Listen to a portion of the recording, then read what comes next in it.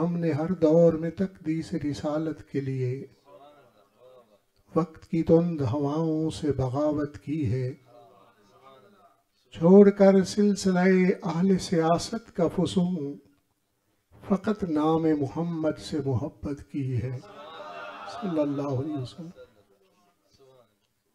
بعد از حمد بدرگاہ مجیب الدعوات خالق کائنات جل وعلا و درود بحضور سرور کائنات فخر موجودات نور مجسم شفیع معظم رحمت دو عالم حضرت احمد مجتبی جناب محمد مصطفیٰ علیہ السلام۔ معزز سامعین، حاضرین، علماء کرام، وارثان منبر و محراب، اصحاب عقل و بینش، اہل محبت و طریقت، ناموس رسالت کے محافظوں، عقیدہ ختم نبوت کے نگہبانوں، بالخصوص محبی فی اللہ، جانثار ناموس رسالت، محافظ عقیدہ ختم نبوت، غازی محمد ثاقب شکیل جلالی حافظہ اللہ العالی، امیر تحریک تحفظ اسلام انٹرنیشنل، محبی فی اللہ سید ابرار حسین کاظمی ایڈوکیٹ، مرکزی رہنما تحریک تحفظ اسلام انٹرنیشنل،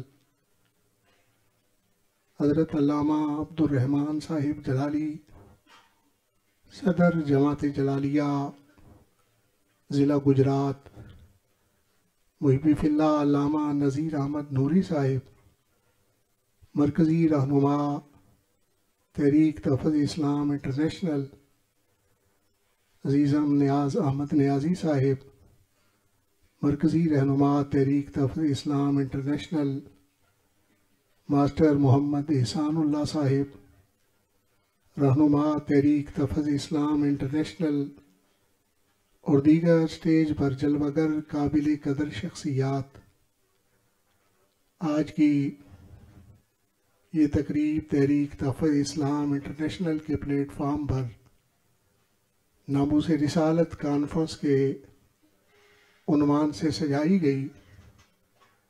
حال میں داخل ہوتے ہی انتہائی خوشی اور مسرت محسوس ہوئی کہ تحریک تحفظ اسلام انٹرنیشنل کے کارکنان کی تربیت کا یہ معیار کہ جب انتخاب کی گہمہ گہمی ہے اور ہر طرف تعلقات روابط آزمائے جا رہے ہیں، ایسے مرحلہ پر یہ نوجوان کس قدر نبی پاک صلی اللہ علیہ وسلم کی ذات اقدس کے ساتھ اپنا تعلق رکھتے ہیں، دل و محبوب حجازی بستہیم، دنیا کی کسی لذت اور چاشنی اور کسی ہوا اور فضا سے ان کا تعلق نہیں، بس کہ ان کا ناطہ نبی کریم صلی اللہ علیہ وسلم کی ذات اقدس کے ساتھ ہے، اور اسی جذبے اور اسی محبت کے ساتھ دور دراز سے یہ سفر کر کے آئے ہیں۔ اللہ رب العزت ان جذبوں کو ہمیشہ کے لیے سلامت رکھے۔ انسان اشرف المخلوقات ہے، کائنات کے اندر کوئی چیز بھی عبث اور بے فائدہ اور بے سبب اور بے مقصد پیدا نہیں کی گئی۔ ہر آدمی جب کوئی چیز بناتا ہے تو بناتے ہوئے اس کے سامنے کوئی نہ کوئی مقصد موجود ہوتا ہے۔ یہ لاؤڈ سپیکر کا موجد یقیناً اس نے اس لیے بنایا کہ آواز کو دور تک پہنچایا جا سکے۔ یہاں ہال بنایا گیا ہے تقریبات کے لیے، اس پر چھت ڈالا گیا ہے، تو چھت کے ڈالنے کا مقصد یہ ہے کہ موسمی شدت سے بیٹھنے والے محفوظ رہ سکیں، سردی اور گرمی سے ان کی حفاظت کی جا سکے۔ پنکھا بنانے والے نے بنایا تو اس لیے کہ جب گرم موسم ہو تو اس کے اندر پنکھے کی ہوا کے ذریعے اس گرمی کو دور کیا جا سکے۔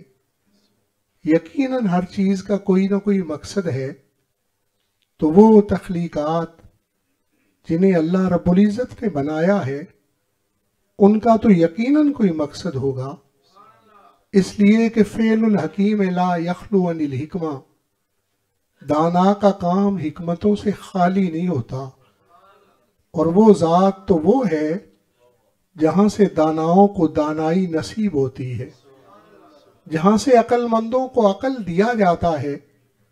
یقیناً اللہ رب العزت کی یہ تخلیق ابس بے فائدہ اور بے سبب نہیں، کسی مقصد کے لیے اسے بنایا گیا ہے۔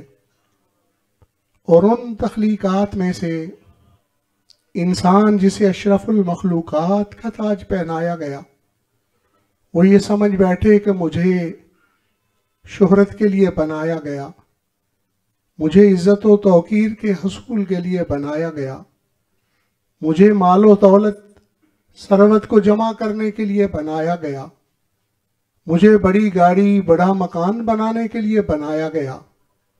نہیں نہیں، یہ بنانے کا مقصد نہیں، اس لیے کہ شے خود اپنا مقصد نہیں بتاتی، بلکہ جس نے اس شے کو بنایا ہو وہی اس بنانے کا سبب بتلاتا ہے کہ میں نے اس کو کس لیے بنایا ہے۔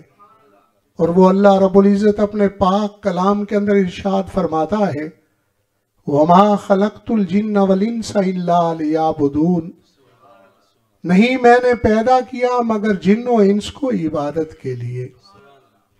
معزز حاضرین، کلام الہی کے مطابق ہمارا مقصد تخلیق وہ اللہ رب العزت کی عبادت ٹھہرا، اور عبادت کا بڑا ایک خوبصورت مفہوم سید المفسرین، امزادہ رسول، حبر امہ، جناب سیدنا عبداللہ بن عباس رضی اللہ تعالیٰ عنہما نے تفسیر ابن عباس کے اندر لکھا ہے، وَمَا خَلَقْتُ الْجِنَّ وَالْإِنسَ إِلَّا لِيَعْبُدُونَ اے لِيَعْرِفُونَ، کہ نہیں ہم نے جن و انس کو پیدا کیا مگر اللہ رب العزت کی پہچان کے لیے، مالک کی معرفت کے لیے، اللہ رب العزت کی شناخت کے لیے، اللہ رب العزت کے قرب کے لیے۔ تو کلام الہی کے مطابق ہمارا مقصد تخلیق یہ ٹھہرا کہ ہم خالق کو پہچانیں، خالق کو جانیں، خالق کا قرب حاصل کریں، اس کی شناخت حاصل کریں۔ تو جاننے کے ذریعے جو اللہ رب العزت نے ہمیں عطا فرمائے، 5 سورس آف نالج سے انہیں تعبیر کیا جاتا ہے، اور فلاسفہ والے انہیں حواس خمسہ ظاہرہ کہتے ہیں۔ ان کے ذریعے ہم کسی شے کا علم حاصل کر سکتے ہیں، اور وہ قوتیں جو اللہ رب العزت نے ہمیں جاننے کے لیے، پہچاننے کے لیے عطا فرمائی ہیں، ان میں سے ایک قوت ہماری قوت لامسہ ہے۔ ہاتھ کے ذریعے چھو کر، پاؤں کے ذریعے چھو کر، جسم کے کسی حصے سے چھو کر ہم محسوس کرتے ہیں کہ یہ چیز ٹھوس ہے یا مایا ہے، یہ ہمیں اس کا علم حاصل ہوتا ہے، مگر اللہ رب العزت کی ذات تک ہماری قوت لامسہ کی رسائی نہیں۔ پھر مالک کو کیسے جانا جائے، پھر اس الہ کو کیسے پہچانا جائے، کیسے اپنا مقصد تخلیق حاصل کیا جائے؟ تو ہاں، جاننے کا ایک ذریعہ جو اللہ رب العزت نے ہمیں عطا فرمایا وہ ہماری قوت باصرہ ہے۔ آنکھ کے ذریعے بھی ہم جانتے ہیں کچھ چیزوں کو کہ یہ سفید ہے، یہ سیاہ ہے، یہ پیلا ہے یا سبز ہے، تو آنکھ کے ذریعے بھی ہمیں علم حاصل ہوتا ہے، مگر ہماری آنکھ کی بھی اللہ رب العزت کی ذات تک رسائی نہیں۔ پھر مالک کو کیسے پہچانا جائے؟ ایک تیسرا ذریعہ بھی اللہ رب العزت نے ہمیں عطا فرما رکھا ہے، جسے قوت شامہ سے تعبیر کیا جاتا ہے۔ सूंघने की कुव्वत, इसके जरिए भी हम जानते हैं कि ये चीज खुशबूदार है, ये बदबूदार है, ये गुलाब का फूल है, ये चंबेली का फूल है। सूंघने से भी हमें इल्म हासिल होता है, मगर हमारी सूंघने की कुव्वत की भी अल्लाह रब्बुल इज्जत तक रसाई नहीं। तो फिर मालिक को कैसे जाना जाए, कैसे अल्लाह रब्बुल इज्जत को पहचाना जाए? तो एक जरिया और भी हमें दिया गया, वो कान का जरिया है। हम सुन के जानते हैं कि जो आवाज सुनाई दी गई ये इंसान की है, जो आवाज सुनाई दी गई ये हैवान की है, ये जो आवाज सुनाई दी गई ये दरिंदे की है, ये जो आवाज हमारे कानों में पहुंची ये चरिंदे की है। मगर हमारी कान की कुव्वत की भी अल्लाह रब्बुल इज्जत की जात तक रसाई नहीं है। फिर कैसे मालिक को पहचाना जाए, कैसे खालिक को जाना जाए? हालांकि हमारा मकसद तख्लीक ही तो उसको पहचानना और उसको जानना है, उसका कुर्ब हासिल करना है। तो एक और पांचवी कुव्वत भी अल्लाह रब्बुल इज्जत ने हमें दे रखी है, जिसके जरिए हम किसी चीज के बारे में जानते हैं। वो कुव्वत जायका है, चखने की कुव्वत। इसके जरिए हम जानते हैं कि ये मीठी चीज है, ये कड़वी चीज है। इसके जरिए भी हमें मालूमात होती हैं, मगर हमारी कुव्वत जायका की भी अल्लाह रब्बुल इज्जत की जात तक रसाई नहीं। अब कैसे उस मालिक को जाना जाए, अब कैसे उस मालिक की पहचान हासिल की जाए, कैसे उसका कुर्ब हासिल किया जाए? तो कदीम फलासफा ने हमारी रहनुमाई फरमाई कि इतने पे बस नहीं होती कि हवा से खमसा ज़ाहिरा की रसाई नहीं तो और कोई जरिया मौजूद नहीं, बल्कि और भी कुछ जराए मौजूद हैं जिन्हें हवा से खमसा बातिना से ताबीर किया जाता है। इदराक है, विजदान है, गुमान है, वहम है, ख्याल है। इसके भी जरिए मालूमात हासिल की जाती हैं, इसके जरिए भी जाना जाता है, इसके जरिए भी किसी की पहचान हासिल होती है। मगर ये पांचों जरिए अल्लाह रब्बुल इज्जत पर तो जाके इनकी भी बस हो जाती है। इसलिए कि साहिब सुल्लमुल उलूम ने लिखा है, बरतरज ख्यालो गुमानो वहमो तुई, कि अल्लाह रब्बुल इज्जत की जात तो ख्याल से भी ऊपर है, गुमान से भी ऊपर है, वहम की भी वहां तक रसाई नहीं, विजदान की भी वहां तक पहुंच नहीं, इदराक भी वहां नहीं जा सकता। अब कैसे मालिक को पहचाना जाए, अब कैसे मालिक के बारे में जाना जाए, कैसे उसका कुर्ब हासिल किया जाए? तो अहले मारिफत ने कई जरिए उस मालिक की पहचान के बतलाए। कुरान मजीद फुरकान हमीद के अंदर भी एक जरिया अल्लाह रब्बुल इज्जत के कुर्ब का बतलाया गया है। हदीस मुबारका के अंदर भी अल्लाह रब्बुल इज्जत की पहचान के जराए बताए गए हैं। मगर आज की इस नशिस्त के अंदर वो जरिया जो कुरान मजीद फुरकान हमीद के अंदर रब ताला के कुर्ब का बतलाया गया, वो जरिया क्या है? कुल इन कुंतुम तुहिब्बून अल्लाह फत्तबिऊनी युहिब्बुकुमुल्लाह। फरमा दीजिए, अगर तुम अल्लाह रब्बुल इज्जत की जात के साथ मोहब्बत करते हो, फत्तबिऊनी, तो सैयदुल मुरसलीन सल्लल्लाहु अलैहि वसल्लम की इत्तिबा करो। युहिब्बुकुमुल्लाह, तुम तो मालिक से मोहब्बत करते थे, मगर जब इत्तिबा रसूल कर लोगे तो अल्लाह रब्बुल इज्जत तुम्हें अपना महबूब बना लेगा। मुअज़्ज़ज़ हाज़रीन, ये अल्लाह रब्बुल इज्जत के कुर्ब का जरिया है। मेरे हुजूर हजरत हाफिजुल हदीस रहमहुल्लाह फरमाया करते थे कि अगर रब ताला का फजल चाहते हो तो जिन पर रब ताला का फजल है उनका तरीका अपना लो। अल्लाह रब्बुल इज्जत के कुर्ब का यही जरिया है कि जो हस्ती मालिक की महबूब है उनके तरीकों को अपना लोगे तो अल्लाह रब्बुल इज्जत तुम्हें भी अपना महबूब बना लेगा। फत्तबिऊनी, میرے آقا کریم صلی اللہ علیہ وسلم کی فرما برداری کرو۔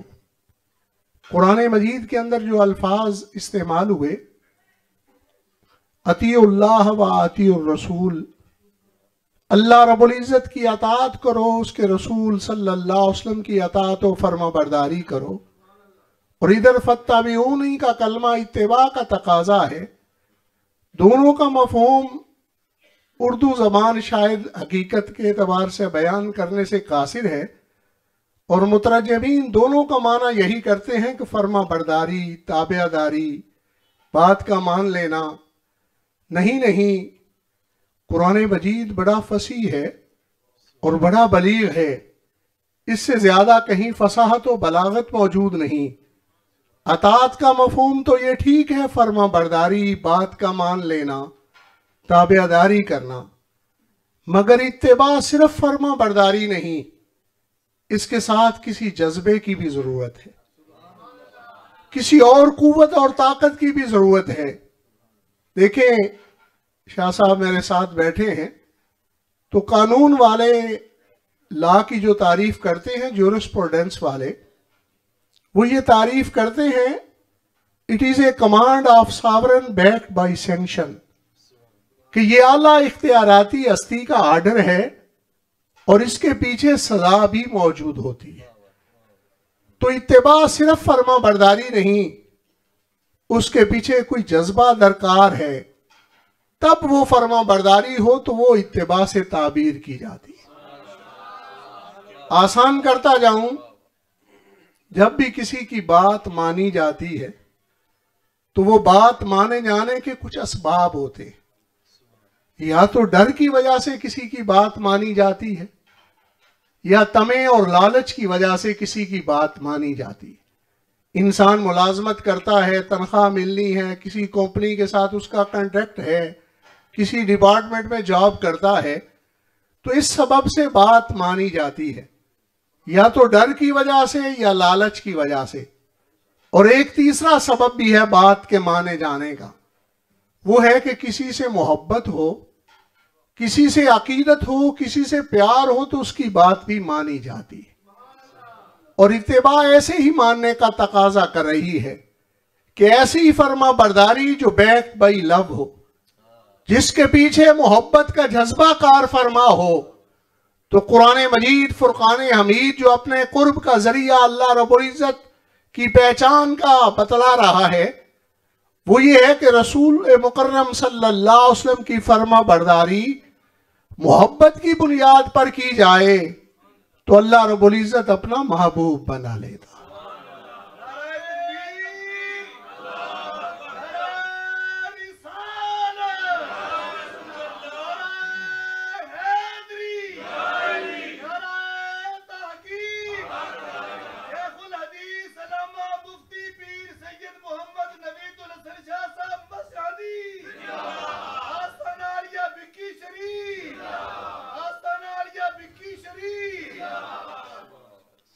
معزز حاضرین، معلوم یہ ہوا کہ رب تعالیٰ کا قرب تب نصیب ہوتا ہے جب ایسی فرما برداری ہو جو محبت کی بنیاد پر کی جائے، ورنہ کسی ڈپارٹمنٹ کا ڈسپلن سمجھ کے، کسی آرگنائزیشن کا ڈسپلن سمجھ کے جو کچھ کیا جائے، اس سے مقام قرب نہیں حاصل ہوتا۔ یہ صوفیاء کرام اہل اللہ، انہوں نے یہ جو دولت پائی ہے یہ محبت رسول کی بنیاد پر پائی۔ انہوں نے یہ ساری عبادات کی ہیں مگر اپنے محبوب کی ادائیں تصور کرتے ہوئے، اپنے محبوب کے طریقے تصور کرتے ہوئے۔ جب اس انداز میں یہ بندگی کرتے ہیں تو پھر اللہ رب العزت انہیں مقام قرب عطا فرماتا ہے۔ اور پھر اگر محبت غیور ہو جائے، جس طرح غازیوں کی محبت ہوتی ہے، عشاق کی محبت ہوتی ہے، تو پھر اور اس کے اندر کمال آ جاتا ہے۔ دیکھیں غازی صاحب نے ناموس رسالت کے لیے کتنا بڑا قدم اٹھایا۔ سبب کیا تھا کہ وہ محبت رسول ملی جو غیرت مند محبت تھی، جو غیور محبت تھی، اور اس کے سبب سے اتنا بڑا قدم اٹھانا پڑا۔ اللہ رب العزت یہ دولت دے دے تو بہت بڑی دولت ہے، یہاں تک کہ حدیث مبارکہ کے کلمات ہیں میرے آقا کریم صلی اللہ علیہ وسلم کی بارگاہ اقدس میں سوال کیا گیا، متی الساعۃ، آقا قیامت کب قائم ہوگی؟ دیکھیں یہ حدیث مبارکہ کیا بتلا رہی ہے کہ صحابہ اکرام رضوان اللہ اجمعین کا اعتقاد حضور سید المرسلین صلی اللہ علیہ وسلم کی ہستی کے بارے میں کیا تھا۔ قیامت کسی نے دیکھی ہے؟ کسی نے نہیں دیکھی، اس کا مطلب ہے غیب کی بات ہے۔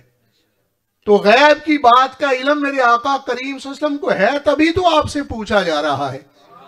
صحابہ اکرام رضوان اللہ اجمعین یہ جانتے تھے کہ آپ کو قیامت کا علم ہے، اسی لیے قیامت کے حوالہ سے سوال کیا گیا۔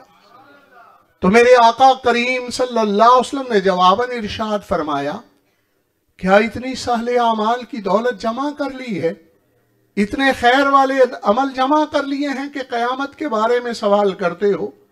اتنی تیاری کر لی ہے؟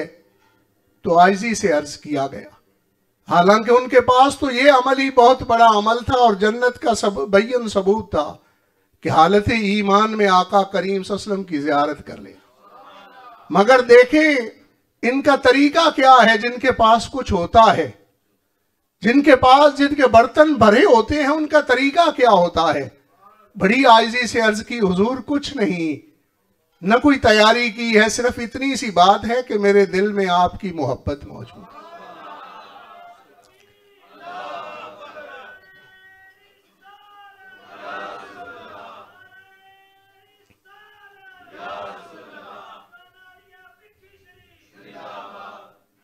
معزز حاضرین، جب یہ عرض کی گئی تو میرے آقا کریم صلی اللہ علیہ وسلم نے ایک مجدہ جاں فضا عنایت فرمایا۔ آپ نے ارشاد فرمایا، المرء مع من احب، جس کے ساتھ دنیا میں محبت ہوگی آخرت میں انسان اسی کے ساتھ موجود ہوگا۔ معزز سامعین، اگر آقا کریم صلی اللہ علیہ وسلم کی محبت دل میں موجود ہوگی تو حشر سید المرسلین کے ساتھ ہو۔ اگر دل میں محبت اہل بیت اطہار رضوان اللہ اجمعین کی ہوگی تو حشر اہل بیت اطہار رضوان اللہ علیہم اجمعین کے ساتھ ہو۔ اگر دل میں محبت صحابہ اکرام رضوان اللہ اجمعین کی ہوگی تو حشر صحابہ اکرام رضوان اللہ اجمعین کے ساتھ ہوگا۔ اگر دل میں محبت لوگوں کی ہوگی، نیکوکاروں کی ہوگی، پارساؤں کی ہوگی، غازیان اسلام کی ہوگی، شہداء کی ہوگی، مجاہدین ختم نبوت کی ہوگی، تو المرء مع من احب، حشر ان کے ساتھ ہوگا۔ اگر دل میں محبت داتا گنج بخش علی اجویری رحمہ اللہ کی ہوگی تو حشر داتا گنج بخش علی اجویری رحمہ اللہ کے ساتھ ہوگا۔ اگر دل میں محبت حضرت خواجہ اجمیری رحمہ اللہ کی ہوگی تو حشر خواجہ اجمیری رحمہ اللہ کے ساتھ ہوگا۔ اگر دل میں محبت حضور مجدد الفسانی رحمہ اللہ کی ہوگی تو حشر حضور مجدد الفسانی رحمہ اللہ کے ساتھ ہوگا۔ اگر دل میں محبت اعلیٰ حضرت شیر ربانی رحمہ اللہ کی ہوگی تو حشر اعلیٰ حضرت شیر ربانی رحمہ اللہ کے ساتھ ہوگا۔ اگر دل میں محبت امام احمد رضا خان بریلوی رحمہ اللہ کی ہوگی تو حشر امام احمد رضا بریلوی رحمہ اللہ کے ساتھ ہوگا۔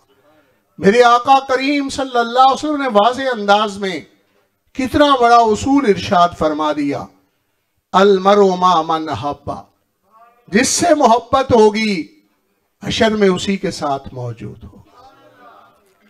شاید اسی حقیقت کو سمجھتے ہوئے مفکر پاکستان ڈاکٹر علامہ محمد اقبال رحمہ اللہ نے فرمایا، در دل مسلم مقام مصطفیٰ است، آبروئے ماز نام مصطفیٰ است۔ دنیا کی اور آخرت کی ساری عزتیں اسی نام مبارک سے ہمیں حاصل ہو۔ معزز سامعین، جہاں یہ خوشخبری ہے وہاں ہمارے لیے یہ وعید بھی ہے کہ اگر دل کے اندر محبت کسی موسیقارہ کی ہوگی، کسی اداکارہ اور فاحشہ کی ہوگی، کسی فاسق و فاجر کی ہوگی تو حشر اسی کے ساتھ ہوگا۔ اس لیے محبت سوچ سمجھ کے کیجئے، محبت غور و فکر کے ساتھ کیجئے۔ محبت بڑا اہم فیصلہ ہے اور اس اہم فیصلے کو بڑے غور و فکر کے ساتھ کیجئے اور اپنی محبت صالح لوگوں سے بنائیے، نیکوکاروں سے بنائیے، اپنے دلوں میں محبت غازیان اسلام کی پیدا کیجئے. اگر میرے آقا کریم صلی اللہ علیہ وسلم کی محبت ہوگی تو یقیناً حشر آپ کے ساتھ ہوگا. یہ ناموس رسالت کا پہرا اور یہ چوکیداری انہیں نصیب ہوتی ہے جن کی ماؤں نے محبت رسول کی گھٹی انہیں دے رکھی ہو.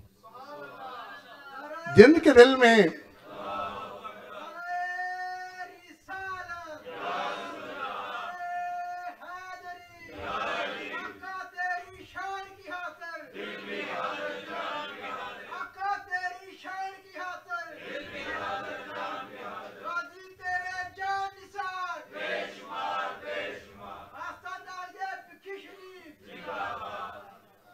اللہ رب العزت ہم سب کو نبی پاک صلی اللہ علیہ وسلم کی ذات اقدس کے ساتھ مزید محبت کرنے کی توفیق عطا فرمائے.